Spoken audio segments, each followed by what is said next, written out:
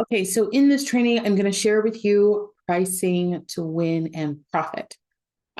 So really quick, I've had this question asked to me so many different times. We dive into this during the workshop, but I wanted to go deeper into this conversation and give you all of it in case, for whatever reason, we cover it, we slim over it, we have tangents around pricing because that usually comes up in the workshop. So this is going to answer the question, how do you determine the right price when submitting a bid to the government?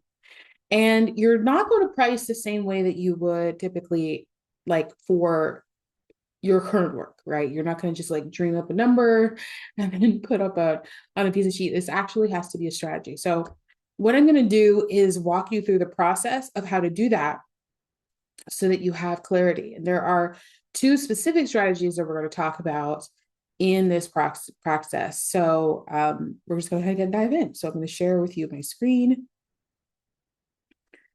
Okay. So the big question is, how much profit should I include? Like, how do I price? And pricing is really key.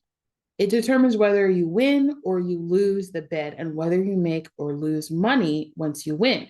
So this is pricing to win and profit. This is the first, like what I'm going to do is in this training, I'm going to teach you, I'm going to break down the 5 most important pricing factors in government contracts. I'm going to also explain to you the biggest mistakes small businesses make and how to research pricing to stay competitive, as well as how to price based on contract type. So whether that's fixed price, I'm going to put here fixed price, cost plus, excuse me, etc. Right? So how to set your profit margin strategically is at the end of the day is what we want to accomplish. So the number one mistake that I see small business owners make is not understanding the total cost. So this is what it means is that this formula is price equals cost plus profit.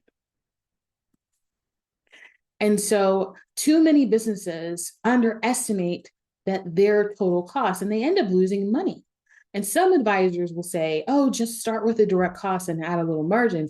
And that is like, we're not doing that. That's guessing. And if you work with me this far, you already know I don't like to guess. I like to know what the numbers are and be really strategic. So for example, a company, they bid way too low and they won the contract. So the yay, but they didn't account for wage determinations and compliance costs.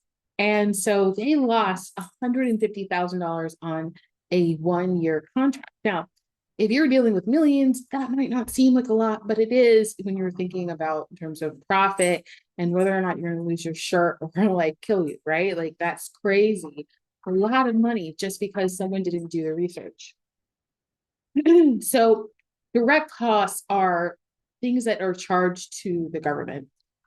So this is direct costs.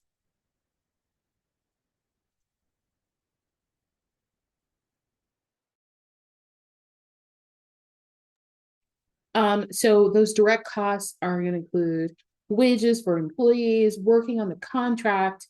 They're going to include required travel expenses, materials and shipping costs. So you're going to want to do this due diligence before you submit a price, so you know all of the intricacies. And so what I like to do is say that this is the start of the contract. Like say that they say yes, so they say yes, you're awarded. All of the things to the result. So this is basically all of the things that you need in order to fulfill the contract, not the time that you get awarded, but all of the things that they need that they said they need in the contract. You're going to want to walk through that step by step by step by step. In some instances, it's not going to be asked, but sometimes it will. And you want to make sure that you have it documented so that it's aligned to your price. Now, some indirect costs that are going to be included in this is like administrative salaries, bookkeeping, HR, liability insurance, accounting and legal fees, fringe benefits fringe benefits are paid time off, health insurance, taxes, those type of things. And the pro tip that I want to share with you is that you don't want to forget location-based costs. So different states and cities have different tax wages and rates. And the wage laws that affect your pricing, it could be insurmountable. It could be the 150,000. It could be less. It could be more, right? So we want to make sure that we're taking consideration every step of the journey so that you can deliver on what they're asking you to give them. Now, the second thing that I'm going to share with you is hidden costs in government. So, what this is going to look like, I'm just going to actually give you a checklist so that you can kind of use this as a guide. But here, what you're going to write down here for your checklist is to read the solicitation carefully. We talk about this in the workshop, but it is so crucial that you read cover to cover, like page by page, including the solicitation online, like where you have actually downloaded the RFP from. Because hidden costs can destroy your profit margin. There are things that you don't even consider, but they're also assumed to be included. So you want to make sure that you're outlining that specifically. So let me give you an example. Packaging and transportation standards. There are government mandated crating and labeling for packaging and transportation. Quality assurance requirements like needing an ISO certification. Compliance costs like cybersecurity, reporting, and audits. So the more you know about this specific journey, the better it is. And that's why I stress you don't want to go out there and just start delivering on things that you're not aware of. Like you don't have a lot of experience, and you want to have experience delivering on these things, especially if you're subbing your work out, so that you can really be considerate about how your profits are going to be impacted. Because again, if you're prime, then you're responsible for the contract. Like you can negotiate all you want with your subs in terms of what they may or may not include in the contract, but you want to make sure that you understand soup to nuts the specific scope of work, and that it aligns specifically to the specific opportunity. Okay.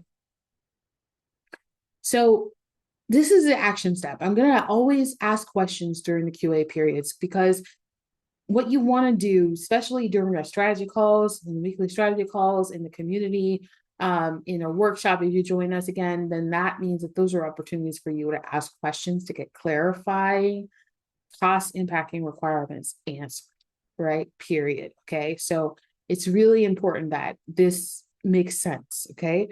So the hidden cost checklists are going to include packaging. Okay. This is something I just mentioned earlier. Transportation. Okay. Quality insurance.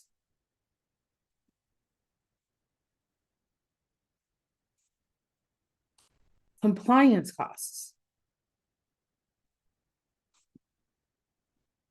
And so you start building out your checklist. And this is basically overall, it's going to impact just about every type of opportunity. Even if it's a service that you're delivering, it doesn't matter. Product or service or goods and services, regardless, you want to make sure that you're doing your due diligence and understanding the scope.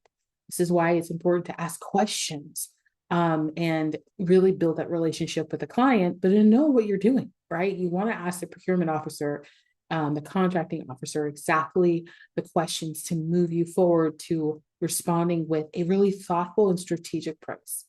So you never want to guess, because that's just setting you up for failure. You want to succeed. Okay. Now, 3 is how to format pricing correctly. So there are 2 ways to format pricing. Now, one exactly is, let's say it's actually in the form. So if you're looking for federal contracts, it's going to be in the form itself that you're going to just fill out the form and you need to put this information in the form fields that they've provided. Sometimes it could be an Excel spreadsheet. It could also be a Word document, right? It could be a lot of different things that are given to you that you need to fill out. And sometimes you actually need to supply your own pricing sheet. So a part of this program, you have a proposal template, and included in that, there is a pricing or fee sheet that is in there that you can use to populate your own pricing sheet. Now, even if your price is perfect, submitting it in the wrong format is going to disqualify you, right? So we want to make sure we're reading everything. We have downloaded all the attachments. We are making sure and verifying that they have or don't have a sheet, a format, a specific format that they're requiring. So, for example, the government may want shipping and handling as a separate line item. So if you lump it in, they might reject your bid because it doesn't align with everything else that they're asking you for. So you want to really just follow instructions and use what you want to do is use previously awarded contracts, whether it's on federal at sam.gov. If it's local and state, you want to ask your municipality for a copy of the awarded contract so that you can use it as a guide for formatting and pricing correctly. Okay. So number 4 is to set the right profit margins.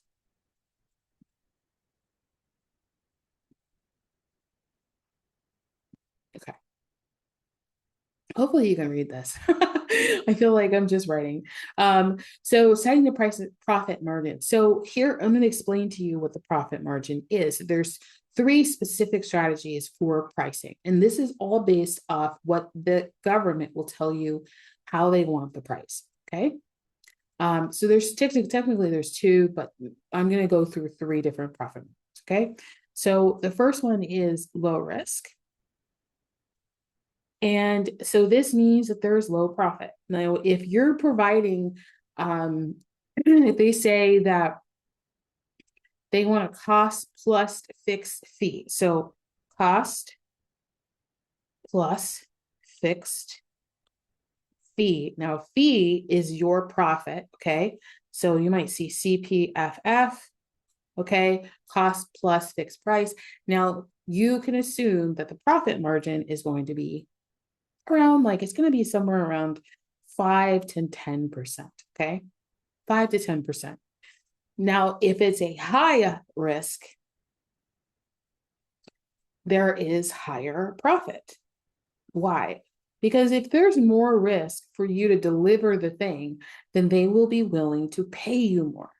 Okay. So this is where we use the firm fixed price. Okay. And it's like a roughly around 15 to 30%. Okay. Now, with that being said, there's also the cost of time and materials, regardless if it is goods or services. So there's time and materials. This is why I was saying that there's technically 2, but time and materials sometimes is listed as a separate line item. And so you want to know what that is, okay? So the government pays for time and materials, but it caps the cost. So you might see this in the pricing form that they've given you. I'll tell you exactly what they're capping it at. But there is a medium risk. So there's medium risk, meaning that there's moderate profit. So moderate profit margins, meaning that it's somewhere between 10 and 20%. Okay, and these are the markups. So you have to look at the RFP, look at the advertisement and see where it fits. Is it a cost plus fix? Is it a firm fixed price? Do you need to include time and materials? So those are things that you want to make sure that you're considering. Actually, it's this one here. You're considering as you're starting to build out your pricing. So the pro tip here is that if material and labor costs fluctuate, you're going to want to build in a buffer to protect your profit. Especially when there is, fluctuation in the market and there's materials that you have to purchase. You want to make sure that there's a little bit of a buffer to keep your price in line with the profit margins. So number 5 is researching government pricing to stay competitive. Now, I love research because it really does unlock a lot of opportunity. It helps you see what's available to you. It helps just really simplify this whole process. Now, I like to use FPDS for a lot of searching because it's one of the oldest archives that are working, right? That are actually well procured. And then you can also use GSA price lists. So you go to GSA's website and you can look at contractors' pricing within that space. Now, this is on the federal side. On the local and state side, you do have to request a contract, right? You do have to request a contract. Typically, this information is not listed publicly, but you can look at the short list. You can see short lists. You can see who has been awarded, and so that kind of gets you closer to what you're looking for in terms of finding competitive research, right? Competitive pricing from different competitive proposals or pricing sheets. And the biggest pricing advantage in government contracting is public data because everything is public, right? You can request information through the Freedom of Information Act. This applies to state and local as well as federal. And what you can find out is that what agencies pay for your products and services in the past, and this is so powerful, who won the contracts and their pricing. And when you know this information, you can go so much further. Now, you want to also know is like what contract types and bid strategies work as well. So where you can research is, and I told you FPDS, also GSA Advantage. This is actually where you can find the price lists. And then you can also look on sam.gov. This is all for federal. And then, of course, for local state, you want to look at their local and state procurement sites and reach out and request copies of contracts or pricing sheets. Typically, contracts will include all of this information, and you just need to get the contract ID, which typically you can find when you search past contracts. So not active, but past contracts. So what you're going to do is you're going to research at least 3 past contracts similar to yours before submitting a bid, at least 3. And this helps you tremendously, not only about pricing, but how to position your business, how to, position your past performance, how to position your team. What are they emphasizing that really make this awarded contract? Now, this number 6 is the bidding strategy. So there's 2 specific bidding strategies. There is best value, and then there's LPTA. So LPTA it stands for lowest price technically acceptable. So I'm going to actually write that down because this is really important. And the reason why there are 2 is because it's based off the way that it needs to be priced. Okay, so the government only looks at price after confirming a minimum technical standard. This isn't a proposal. This is a request for qualifications, a request for proposal, and then they have a price. So LPTA is how to win an LPTA or a proposal or bid with LPTA requirements is to price as low as possible while covering just costs, okay? Don't include unnecessary extras. Don't include extra fees and all that stuff. Make sure your bid format is exactly as requested. Now, LPTA is typically heard of is like, this is the one that people are like, oh, well, you can't make a lot of money or a lot of profit on government contracts. And that's not really true. It's just that there's a different strategy. right? So we're talking about LPTO. We'll talk about best value in a moment, but LPTO is lower profit, okay? Lower profit margins. All right. Now, then there are best value trade-off. And that is BVTO. And the government considers this to be price plus other factors like experience, risk, quality, etc. Right? And this is actually the BVTO. So you actually do have a little bit more flexibility because you're highlighting your unique value for that contract: faster delivery, better warranty, lower risk, right? To the contractor or to the client. And then price competitively, but justify why your price is higher.